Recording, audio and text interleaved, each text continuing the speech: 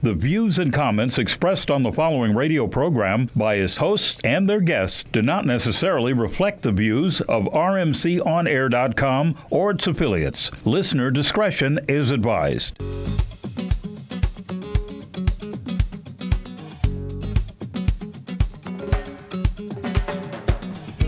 And good evening. Welcome to Just Sports with Sonny Wells. Today, we're going to give you, I guess, what's new, what's not new, what's good, what's bad. But first of all, we want to tell you where we're at, basically. RMC, and thank you, RMC, once again, and Pitbull, our sponsors, is located in the back of a place called Brownstone's Bistro. This is built by Roscoe's Chicken and Waffles. And so the studios are back here. And once again, in the house, we have my co-host, Mr. Smitty. How you doing this evening, Sonny? Doing good. What you see there, PD? Then we got PD. Pierre Daniel, not Daniels, Daniel, new to the crew. He is now our resident sports historian. What's up, PD? I'm doing pretty good. Thank you for having me. Great. I like that shirt, too. Did we get that on camera? We got that shirt? Yeah, that's a nice shirt. Yeah. That's jazzy. Yeah. Hey, it's compliments of a special person. She made this up specifically for the show. Right. Nobody's got that. Oh, that's good. Right. But where's mine? Where's ours? I'm sure that's coming next. All right, first up, you guys, local team, college team smashed UCLA, Arizona State. Let's see if we nope, we don't have that? Okay, my man said 1 second. That was great for the local team, UCLA. I was glad to see that they put their foot in somebody's behind like that. Yeah, I was glad to see that. Was it Hundley? Is that his name? Yeah. He injured himself the last game. He sure did. It was good to see he was back and balling. Right. Actually injured himself again in the Arizona State game. He was able to play through it. Okay. And he had actually one of the best performances he's had since he's been at UCLA. Yeah. With 62 points they scored? Yes. I think that actually broke the record of opponents for an opponent against Arizona State. Yeah, and actually pushed them up in the rankings, too. I'm sure it will. No question about it. Yeah. That's definitely by far the best performance UCLA had this year. Yeah. A convincing win on the road and a Pac-12 game. All right. Yeah, it was huge. Magnificent. Moving right along here, we have the Super Bowl rematch, which was a very, very good game. That went into overtime, didn't it? Yeah, I enjoyed the game, too. Yeah. Very nice game. I actually didn't watch it. I should have watched the game. I was doing something else. That was Sunday, too, right? Yeah. Yeah, I was doing Sunday evening. else. No, Sunday at 1 o'clock. 1 o'clock. Right, 1 o'clock. Yeah. Yeah, I was actually at a basketball game. I had to coach, so I didn't get a chance to check it out. Mm-hmm. But it was good. Can we roll that? We got a little bit of that? Super Bowl rematch. We don't have that? Rats. Denver, Seattle? Yeah. Peyton had a great game, and he tried to redeem himself. He just missed it just a little bit there, though. Right. As a matter of fact, when you look at the Super Bowl, this past Super Bowl, if it hadn't unraveled on them at such an early start, with all the turnovers initially, the game just got out of control early. Otherwise, the Super Bowl probably would have been very close to the way the game was on Sunday. Yeah. Those are two evenly matched teams. Yeah. And you would expect them to go like a heavyweight prize fight, Yeah. Yeah, round by round, going down to the end. And it went into overtime. Yeah. And Seattle pulled out. But like you said, Smitty, that they have probably the out of all the venues in the country, Seattle, when they're playing at home, that's probably That's right. I think they have a 7-1 record or something like that. Yeah, and their home field advantage is really second to none. Yes. That crowd goes crazy. Yeah, that's right. Yeah. Mm-hmm.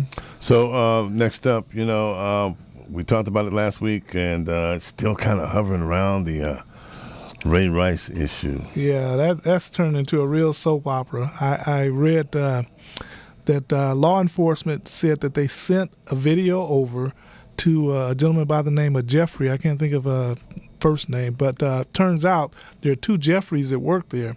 And the one Jeffrey is head of security. He says that he never saw the tape. So they're sticking with their alibi that they didn't know anything about it until it was aired on TMZ. Right. Yeah. Wow. Yeah. So they're kind of like throwing Ray Rice under the bus, as it were, aren't they? I think that's what they're doing.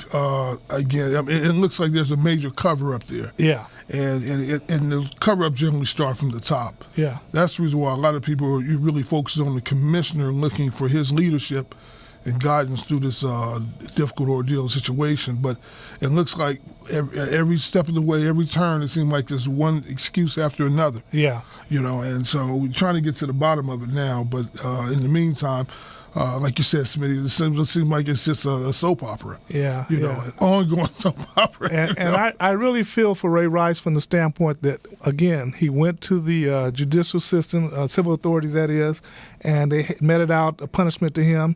Right.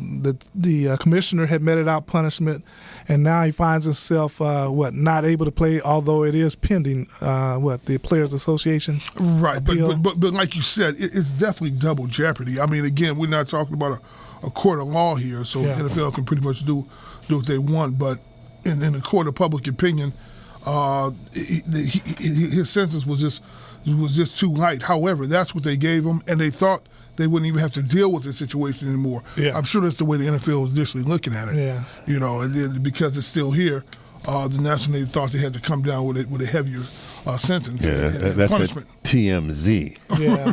TMZ, boy. No, right. Yeah. You in the pre-show we talked about Paul Oliver's wife. I saw a clip where they were going to do a HBO special with Paul Oliver's wife. I think her name is Chelsea Oliver. And for those who don't know, Paul Oliver played for the San Diego Chargers as a defensive back, and he committed suicide. And the interview that they were conducting with his wife centered around domestic violence, which, is a big thing now as a result of the Ray Rice case. Mm-hmm. And she pointed out that behind the scenes, he was like pulling her hair and threatening her and doing all sorts of domestic violence type activity. Right. And she's tying it in with him suffering from being hit in the head so much. Right. I think they call it traumatic encephalopathy or something like that. I'm messing up that medical term, but so it's interesting. We're looking at Ray Rice, Adrian Peterson. You talked about Adrian Peterson not knowing his strength. These guys are performing at a high level, and then all of a sudden they're supposed to tone it down. And as she pointed out with her husband, he was a nice guy before he started suffering those brain concussions. And I saw a stat said that 3 out of 10 football players will experience that traumatic brain problem, and they associate with depression, aggression, and a few other things tied in with it. Now, was there some steroid use associated with this as well? Perhaps so, very much so. Because I know that steroid use is pretty wide in football, right. And of course some baseball. They just don't talk about it as much as they need to. A lot of guys are getting away with that, and I do believe there's some in basketball, but it's the guys that are marginal, who came in with some athleticism and not a lot of skill, and they've gotten bigger and stronger, and so it's not so visible. Yeah. If you take a person, let's say for instance, someone like Kobe Bryant. Yeah. Who already has a great work ethic, and you give him some steroids? Yeah.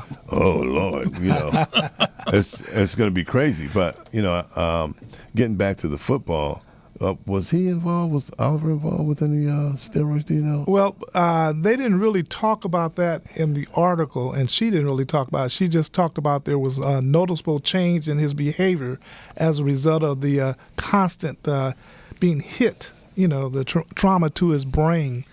And what you were talking about, Junior Seau, he had the same problem. Yeah, absolutely. When you look at someone like a Junior Seau and all the hits that he's taken, not just from his NFL career, but I mean all the way back to his USC days, back to his Oceanside days in high school. That's right. He was an All-American in high school, definitely. We know he was an All-American at USC. Yeah. And then, no question, first ballot Hall of Famer, for the San Diego Chargers. Yeah, he finished his career with Miami, and of course he played with New England as well. But all the trauma to the head, and eventually, there's going to be all types of problems associated with that. And it's not just star players. I mean, you're talking about all the players that actually play. Right. I mean, the NFL's done extensive research on that, and they really haven't disclosed a lot of it to the public. They had a major lawsuit that's out, that the courts are actually rescinding out because they think they still didn't pay enough into the pool. Right. And that was over $700 million. Yes, and they're still saying that wasn't enough. Right. Because of all the problems associated with that type of, it's just the nature of the beast. Yeah. When you're in the NFL, how can you not get around that? Right. So is that why they've changed some of the rules in football now? And the guys at the top are talking about, man, it's not football anymore. They're not hitting the way they're supposed to hit. Yeah. You can't. As far as I know, you have to tackle the quarterback a certain way now. You can't just, Yeah, speaking of which, I don't know if you saw the one play where a lineman picked off, which quarterback was that? Blindsided him. Right. That was Philadelphia Eagles and Washington Redskins. Okay, yeah. He lowered the boom on that quarterback. Foles? Foley. Foley, yeah. And it was really a dirty play from my standpoint, but actually they said it was a legal play. So he got away with it, no fines, no penalty. Right. So you're talking about being softies, and Stephen A. Smith said, "Good, he deserves to get hit." Fellas, what do you think of a player back in the day like a Deacon Jones? Oh yeah, Dick Buckus. And they didn't have the type of equipment that they have. now. Exactly. That's another thing about the equipment. But even having said all that, still the head trauma is probably one of the most noticeable. Problems associated with playing football. Yeah. When you think about that, again, 3 out of 10 players are going to experience head trauma. It kind of upsets me that the NFL is aware of this. And like you said, they hid it from the public for a long time. Exactly. All right. Okay, real quick, we got to go and pay some bills, get to our sponsors here. Pit Bull. We'll be right back. Are you a diabetic? Need some energy? Need to quench your thirst? Try Pit Bull Sugar-Free Energy Drink, the only energy drink named suitable for diabetics by the American Diabetic Association. And it's now available with no calories, no carbs, no sugar, and no fat, and a smooth, natural blend of energy, vitamins, and minerals. Need to quench your thirst? Try Pit Bull Sugar-Free Energy Drink, the only energy drink named suitable for diabetics by the American Diabetic Association. And it's now available with no calories, no carbs, no sugar, and no fat, and a smooth, natural blend of energy, vitamins, and minerals. Pit Bull Sugar-Free Energy Drink is the healthiest, best-tasting energy drink around. For more information and online ordering with free shipping, please visit hiphopbev.com. Remember, Pit Bull Sugar-Free Energy Drink, suitable for diabetics, great for everyone. We're back live, RMC on air, Just Sports with Sonny Wells. In studio once again, the resident historian, Pierre Daniel. I want to say Daniel so bad. No problem. So I said, wait, let me pause and just say it, or let him say it. Right. And then, of course, my co-host here, Smitty. We're having a good time. We're having a great show so far. Absolutely. Yeah, Yes. So moving right along, New York Yankees, Yes. Mr. Jeter's last game. Yeah, he went out with a big bang, too, as far as being at home there. I was proud of him. I'm glad he did something to make it memorable for him. Yes. He says that he actually was commenting that he was hoping that the coach would pull him out. That was his thought. He didn't want to mess up what they had going there. But he says, funny how things work out for him. He got that hit, and they scored a run, and it was jubilee there going on. Yeah, you gotta love it when a plan comes together and you're able to get in there and really make it happen and make it happen big for the team. Yes.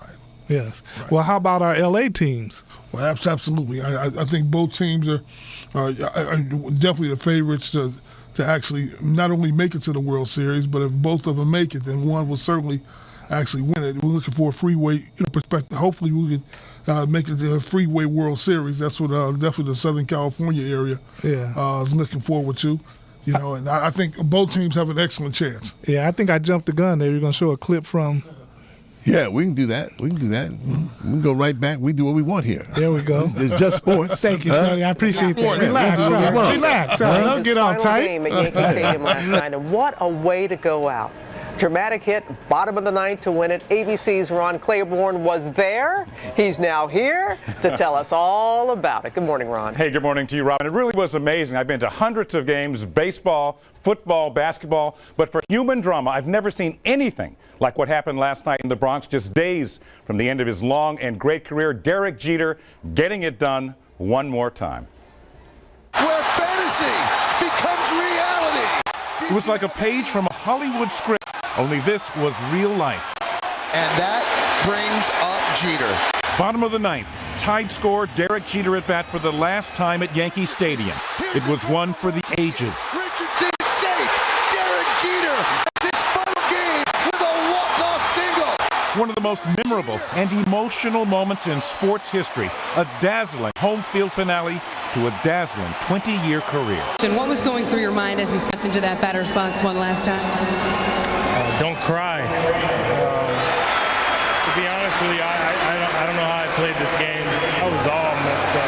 Everybody's chanting, "Thank you, Derek," and I'm thinking to myself, for what?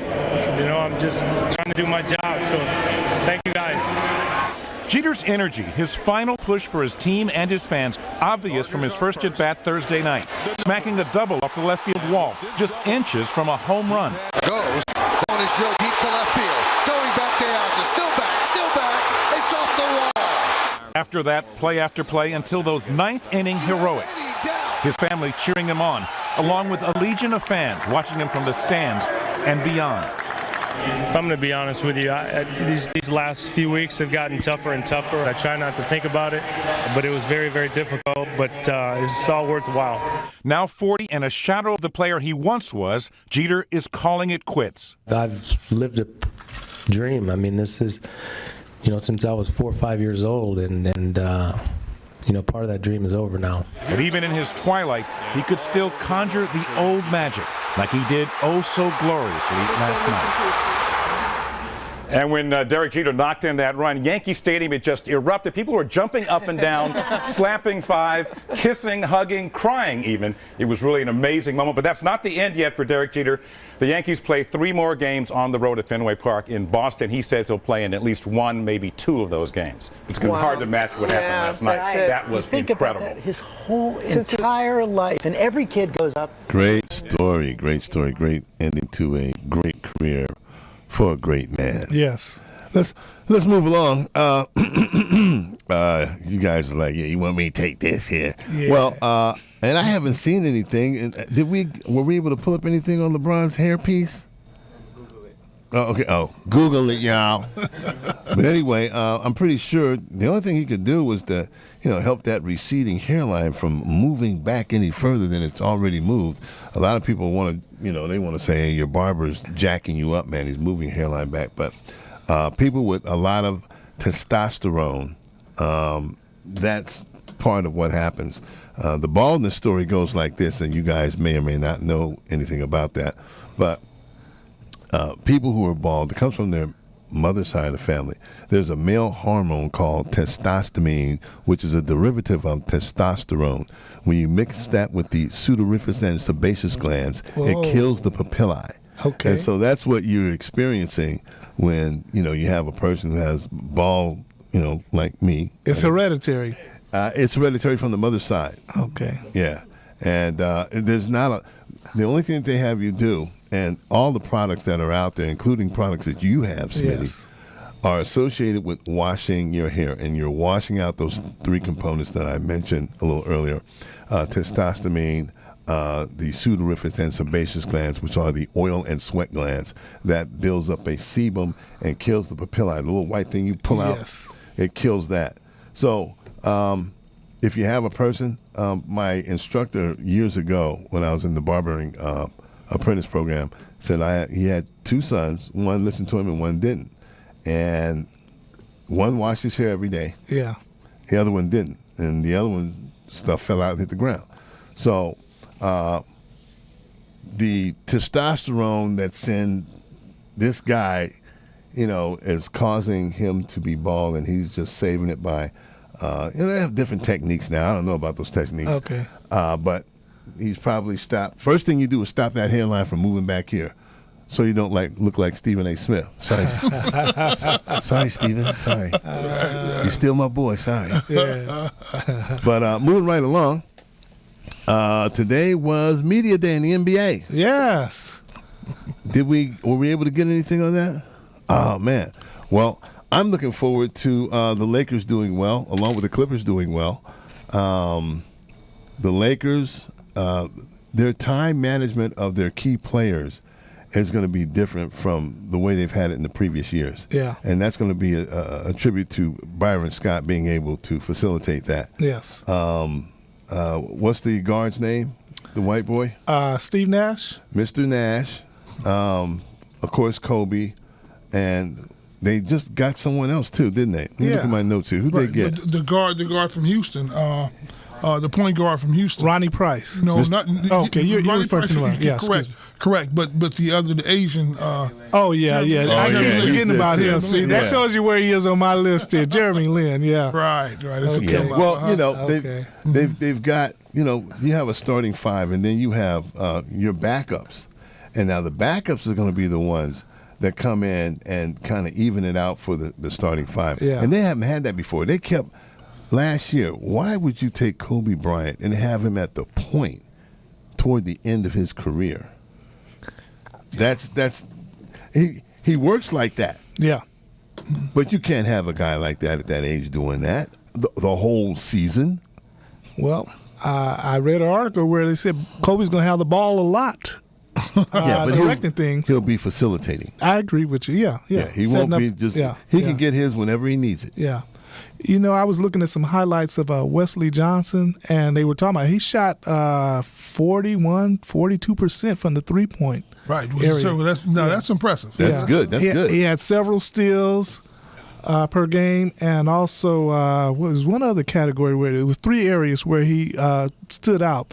And the only thing they said is he's not consistent. That's what frustrated me with him last year. Oh, block shots. That was another area where he was dominant. Okay. So I'm really excited. I was looking over the lineup for this year. Right. And, the Lakers are going to surprise some folks. That's how I feel about it, Yeah, definitely. Subject to Kobe staying healthy. Right. And he will be healthy because he won't be playing all those crazy minutes. Yeah. He won't have to. He's got a great supporting cast. Yeah. So taking a look at what Byron Scott has done in the NBA already, yes. With a good cast of people to work with, I look for him to come out of the West, or at least be in the Western Conference Finals. Everybody's like, man, you stretching it. You just got there. Yeah. But the one thing, and I'm not a Laker fan. I'm a basketball fan. Okay. But you got to remember that the Lakers were modeled as the ultimate in basketball. If you wanted to play basketball, you played it like the Lakers. Well, tell me this. How is it that you live in L.A., in Inglewood, operating a business, and you cut Magic Johnson's hair and you're not a Laker fan? I don't get that way. Help me understand that. I'm a basketball fan. Okay. Right. Yeah, you're right. You're right. How did you miss that? Yeah. I'm a basketball fan, and of course, I have to be a fan of the Lakers, even though I don't want to be. Okay. I have to be because they were the model for basketball. Yeah. They're getting, and everybody tells me, man, you in the barbershop, they're like, man, come on, Sonny, man, get off of that. You crazy. But this is what it boils down to. Okay. Laker pride. Yes. I'm not a fan of the Lakers. I'm a basketball fan, but they have a certain pride. That's right. And that will be instilled in those players through Byron Scott. Yes. And mark my words, these guys are going to play like you've never seen them play before. It's like, what did he do are they taking something? I mean, that's what Laker basketball is all about. Yeah. Going out there and giving your all. Each and every man that's on that bench. Yeah. We never did get a chance to get any media day stuff, huh? Well, go ahead. Our resident historian, Mr. Daniel. Yeah, just a few comments on what you were saying. Actually, I still have the media guide when Magic Johnson first came to the Lakers. It was the first year that he came to the Lakers back in 1979 when they had a picture of him and Kareem standing outside the Forum, and it said Kareem meets Magic. The very first, and I'll never forget the very first game that he played. Yes. The regular season game, it was in San Diego when Magic Johnson jumped all over Kareem. Kareem shot a skyhook from the free throw line. For him to actually shoot it from the free throw line and make it. Yes. And they actually beat the San Diego Clippers. That was his very first game that he ever played as an NBA player. And I have to say this as well. Out of all the games I've watched in the NBA, and I've watched them all the way, I don't actually remember Wilt Chamberlain, but just a little bit after Wilt Chamberlain. Yeah. I would say really around 74, I've been watching the NBA almost on a regular basis. I don't know if I can ever think of a game that was that a player performed better than the Magic Man did in the Game 6 in Philadelphia in 1980 when he brought the title home for the Lakers, where Kareem got hurt in Game 5. Even though they won that game, they went to Philadelphia and they thought the Lakers were just going to get killed and had to try to bring it back home in Game 7 for the Lakers to win it. And Magic put on a performance for the ages. Yes, he did. For the ages. For the ages. And brought the title home. Wilkes had a great game. Yeah. Norm Nixon played well. Even Brad Holland, the former UCLA player, but Magic Johnson put on a performance, man. Yeah. I mean, out of all the great games they've had in the NBA, that had to rank right up there. He endeared himself with the Laker fans right then and there.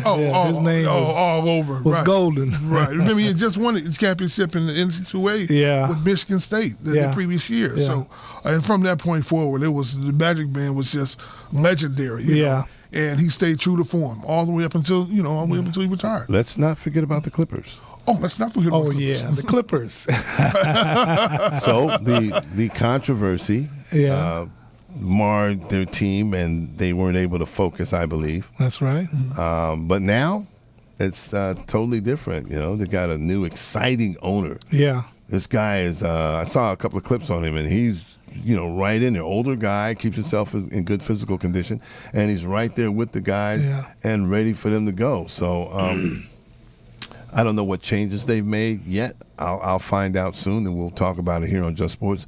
But, man, the rivalry between the Clippers this year and the Lakers is going to be huge. It's going to be phenomenal. It's going to be the type of basketball that makes history. Yes. Because both of them's heads are clear.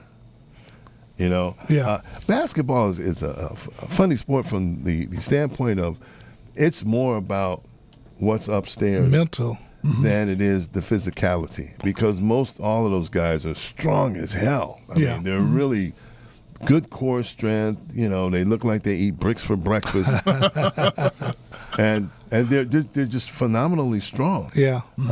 I played a little basketball at the Summer Pro League level, and them cats was killing me. Well, that's what I like about the Lakers now. We have Julius Randolph now. He's a power forward. He's going to beef up the inside. We got Boozer. So it's going to be Boozer and Hill. is a great addition. Right. Yeah. Boozer is the enforcer. Yeah. Yes. Yeah. They have their enforcer. Yeah. They've got Jeremy Lin, Kobe Bryant. Yes. The other little guard that they just signed. Yeah. Price, right. Yeah. So these guys the roles have been set. Yeah. And that's the difference between the other coach and Byron Scott. He gives you your role. You know your role. You go out and you play as hard as you can. That's right. And once again, the Laker pride, which is associated with that. And, man, I don't know how you're going to beat those guys. Right. Just like what we were watching the clip on Derek Jeter, and he was talking about the way it was a lifelong dream of his. When you look at someone like Byron Scott, who's basically homegrown. Yeah. I mean, he went to Morningside High School. I mean, I know he went to Arizona State, but he played for the Lakers for most of his career. Now he's back home to lead the Lakers, hopefully, to another championship. I mean, he's a Laker through and through. Yeah. And he definitely knows, what it takes in order to win championships. And I think his leadership is going to be a light year better than D'Antoni. No offense against D'Antoni. Yeah. And his system will work for other teams. But for what the Lakers have and what the Lakers need, certainly I think someone like Byron Scott is considerably better than Tony and his staff. Most definitely. Preseason's just 2 weeks away, isn't it? Yeah, Something like that. Right. Yeah. I'm excited. I hope we get a chance to go to the games, get some interviews, and bring them back here to RMC. Oh, that would be nice. And get them up for the people because it's a new era in basketball. Yeah. You know? Right. All right. Hey, Smitty, Mr. Daniel. Yes, sir. See, I said Daniel. You sure did. That's right. Our resident historian, Smitty, co-host. Yes, it's been a blast. And Chris, our engineer, and he was supposed to have something, but he doesn't. But every week I'm going to get him.